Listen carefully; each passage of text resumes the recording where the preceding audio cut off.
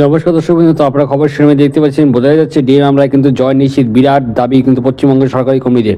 তো এখান থেকে কিন্তু সংগ্রামী যথামঞ্চে আহ্বায়ক ভাস্কর ঘোষ কিন্তু জানিয়েছেন যে ডিএম আমলায় কিন্তু জয় রাজ্য সরকারি কর্মচারীদের আসতে চলেছে এবং সুপ্রিম কোর্টে কিন্তু নভেম্বর মাসে যে শুনানি ফাইনাল, সেখানে যে রায়দান হবে, শুনানি কিন্তু শেষ। এবার রায়দানে কিন্তু রাজ্য সরকারি কর্মচারীদের জয় একেবারে নিশ্চিত, কারণ রাজ্য সরকার কিন্তু আর কোনো বাহানা দেখাতে পারবে না এবং সেখান থেকে কিন্তু জয় আপনাদের নিশ্চিত এবং আপনারা 25% সঙ্গে আরও কিছু শতাংশ দিয়ে কিন্তু এবার ঘোষণা করতে বাধ্য থাকবে রাজ্য সরকার।